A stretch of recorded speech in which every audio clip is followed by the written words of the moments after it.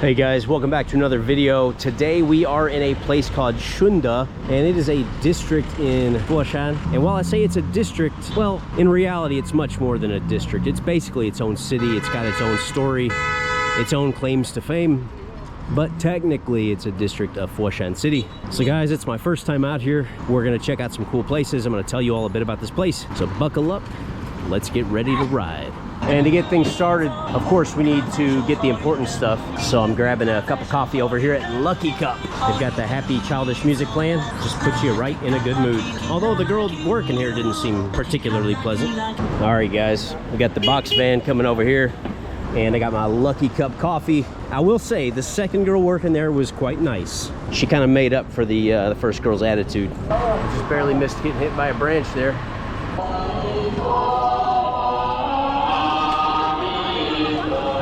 All right, guys, we've made it to one of China's top gardens. We're here at the Qinghui Gardens, and this place has been here for a while.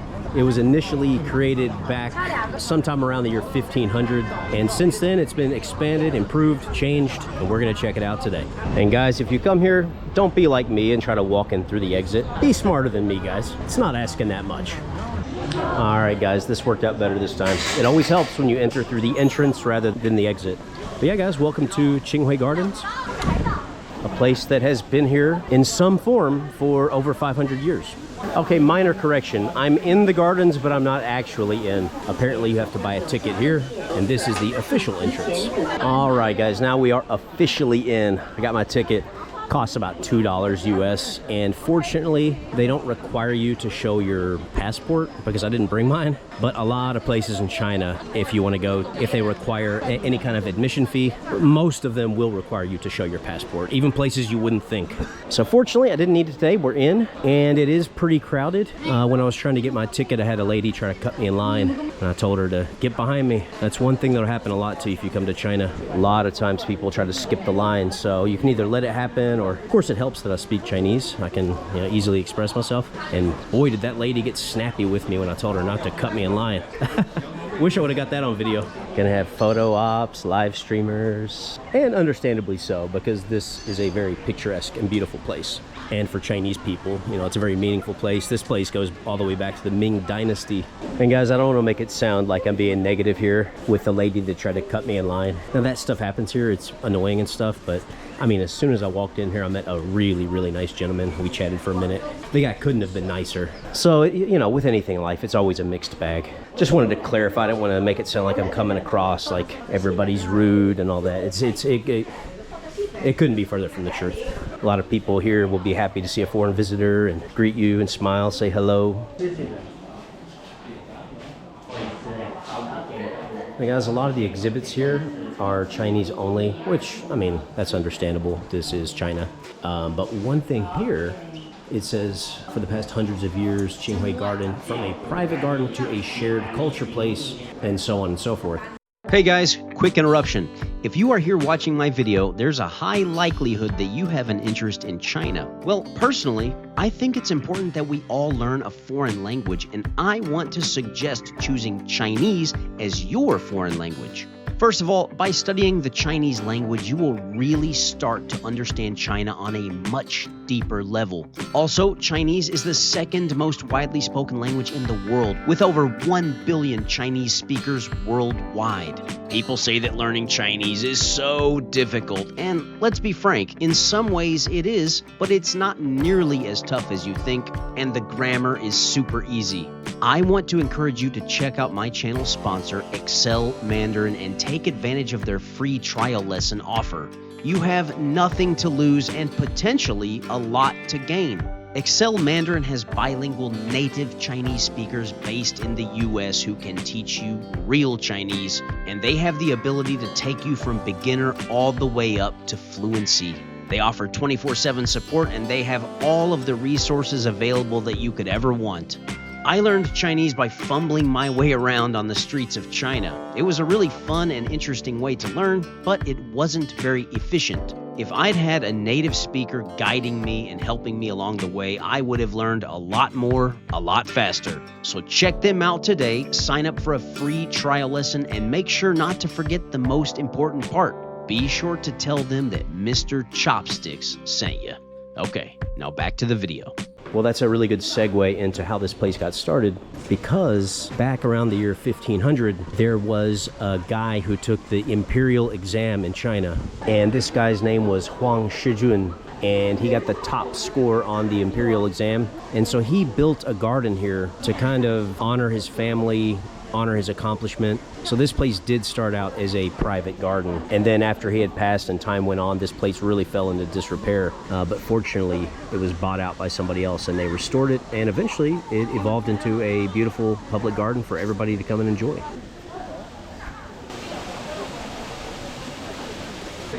And here you'll see a lot of young ladies dressed up in different types of garments from the period. Not sure if it's the right period or not. I'm not an expert in the different dynastic garments and all that, but you can see.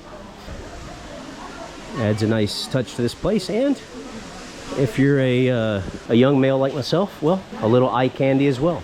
Yeah, so this place is considered one of the 4 classic gardens in Guangdong Province, and one of the top 10 gardens in all of China.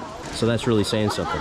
And yeah, guys, I know for a video, this probably isn't the most exciting of things to see, but I mean, this is true traditional China, and this is the aspect of China that I like. So I did want to give you guys at least a fair glimpse of this place. I'm not going to linger too long, but I mean, you can see it's a really cool place.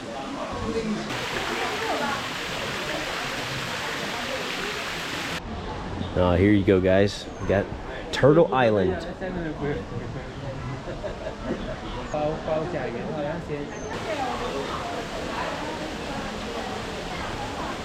And there he is right there, guys. The man, the myth, and the scholar.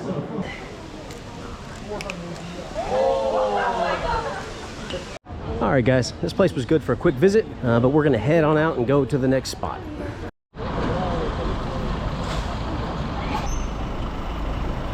Hey guys, we're coming down into the subway tunnel here, and you'll see pictures of food everywhere.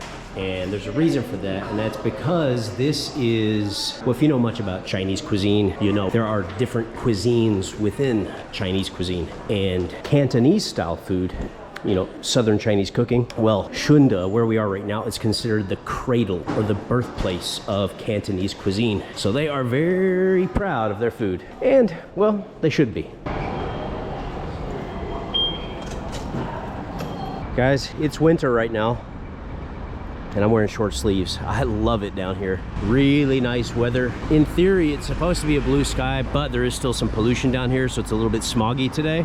But for China, it's not that bad. But the temperature is just perfect. All right, guys, we're getting here to Shunfengshan Park. Just got here, and I can tell just from the entrance of this place, there's that across the street. You got palm trees around. And then we swing around this way, and you can see how massive this looks. These rows of palm trees, and then this huge gate up here. It's pretty spectacular, I'm not gonna lie.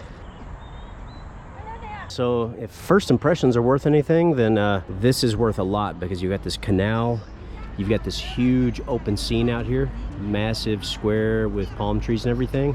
Then you've got this canal, these bridges, and then as soon as you get across these, you've got this huge gate. And these kind of gates are very common in China, but to see one of this magnitude, this scale, I mean, this thing is absolutely gigantic. All right, guys, here we go. We're officially entering the park.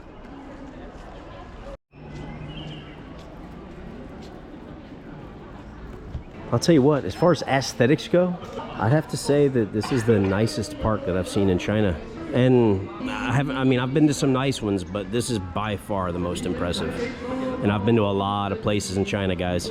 I've been to over 100 cities here. And then once you're here, it's just so spacious. Even though there's a lot of people here, you don't feel crowded because the place is just so massive. And everywhere you look, you've just got these picturesque views. This place is pretty incredible. I'm not one of these guys like these shills that walks around to any park in China. Oh, well, park, look, it's so amazing. But I've got to admit, I mean, this place is just unbelievable. And it would be even better if the air was a little bit cleaner and you didn't have this layer of smog just kind of hovering here. But even with it, it's still beautiful. Got some folks over here just singing their heart out. They're singing in Cantonese.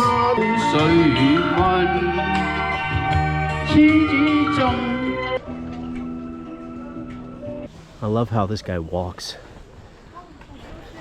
A very erect body with the arms and legs just swinging freely. The main word that comes to mind though is definitely erect.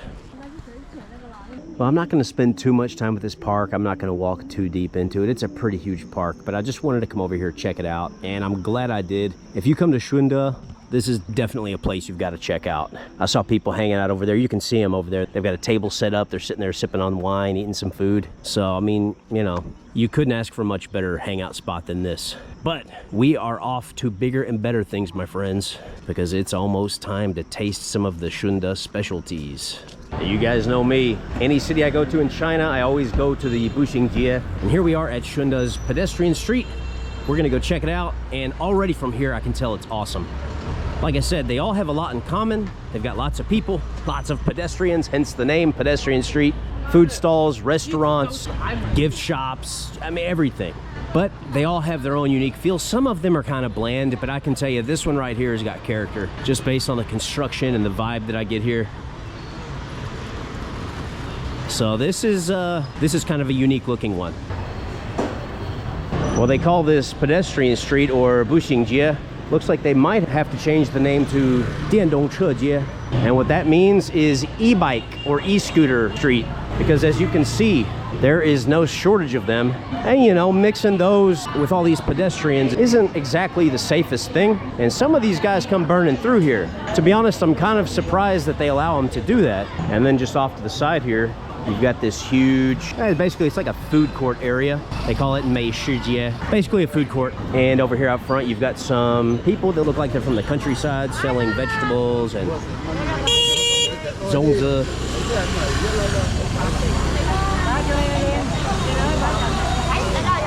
Oh, look at these dried fish. Check these out. So let's take a look at the actual food court. Now, I'm not going to eat here because I'm saving my appetite for a famous restaurant here to try some of the real Shunda specialties. But I do want to show you guys this area because it's pretty neat. These fresh coconut treats. And they're going to have limitless options here. It's just food stall after food stall. It's a very social experience because, you know, people come out here with their friends. You're sitting kind of in tight quarters. It's easy to meet strangers and strike up a conversation, make new friends. One of the cool things about it is a lot of the foods are kind of small, so you can try a little something from one stall and then move on to the next one, and you can slowly fill yourself up off of just a wide variety of different treats. And guys, right now is not a high traffic time. When it gets a little bit later in the evening, this place will be absolutely packed. Every table will be full. This place will be filled with people. It'll be hard to even walk through. People right now are just starting to get off work. But things are going to start picking up over the next couple hours. I can guarantee you that. I know what it is that this pedestrian street kind of reminds me of. It kind of reminds me of the one in Haikou City down on Hainan Island, just because of the kind of colonial era looking architecture, and it's kind of old and faded looking. I think it's a really cool aesthetic. I like it a lot. This is a long pedestrian street. I've been walking a pretty good ways already. And you can see everything from clothing shops, kids shops with toys and stickers and stuff. And of course, food options are just countless out here. They've got these little side streets that'll kind of branch off to. They make the most of every little space that they've got. If they can open a shop somewhere, they're going to. Hey, hey, what's this I see? A tattoo parlor, Wenshen. That's it right there. If you're out here in Shunda and you're wanting a tattoo, swing on over here and they'll ink you right up. As I've been walking up this pedestrian street, I've seen a bunch of these like little sidewalk alleyway type of things. I'm gonna walk back this one just because I think these are so cool. You never know what you'll find in the back. Okay, so as you get further back, I can see they've got a little homestay hostel type of place. It's kind of neat though, because you get back to one of these really old like ceramic tile rooftop buildings, kind of up on a hill. Okay, we've made it to the end of the walking street, but that doesn't mean the shopping ends, because as soon as you get out here, what do you see? A mall and streets lined with shops. Here's one thing that's always pissed me off. You got some of these nutsacks out here in China that drive at night with their lights off. You're seeing it less these days. It used to be more prevalent, but you still see it sometimes, and that really pisses me off. It's the stupidest thing you could do. But anyway, guys, to get off that negative note, I'm here waiting for my ride because we are going to feast. Now guys, for this Shunda dining, we're not just coming to any hole in the wall. We're getting some fine dining tonight. All right, guys, so we're gonna try some of the different Shunda specialties. And here they have a fish congee. It sounds very simplistic and stuff, but it's well known here. The locals love it, they're very proud of it. And of course, we've got the Shunda goose. And that's the prize jewel of the local cuisine here, so I'm eager to try that. And here we've got the Shunda lettuce wrap. And in here, you've got some vegetables, and then as far as the meat goes, you've got these little clams. They're Asian golden clams. Got a little tiny bit of pork in there, and then you just put some in the lettuce, wrap it up, and enjoy it. And this right here, it's two different types or two different cooking methods of Shunda crispy pork belly, and that looks delicious. I just tried the goose, and it's excellent, by the way. Well, we finished the dinner, and I've got to say, Shunda food is pretty tasty. And you know, the interesting thing about it is that Cantonese food was basically born from Shunda. So the foods that we had tonight for dinner were about as good as it gets as far as Cantonese food goes. And there's an element of history to it as well. And to reiterate and recap Shunda as a city, or technically a district, but like I mentioned earlier in the video, it is the cradle of Cantonese cuisine, and its main claim to fame is that it is a food city. So if you go there, one of the main things that you want to do is try the food, because that is their main point of pride. And when you talk about Shunda to Chinese people, it will invoke different ideas, thoughts, impressions, but food will always be at the forefront of their minds. So guys, I'm just out here wandering around in Guangzhou. I'm headed back to my hotel, wrapping up this trip. I had an excellent time, and I hope you guys have enjoyed this video. If you did, please make sure to like, comment, and subscribe. I've got a lot more on the way. And for all of you who have been supporting me, whether you're from the old days or whether you're a new supporter, I truly appreciate you all so much. Thanks for the support. And guys, we will catch you all in the next video. 下次再见. Thanks for tuning into today's video. If you enjoyed what you saw here, please make sure to subscribe to the channel because I have a lot of exciting things on the way.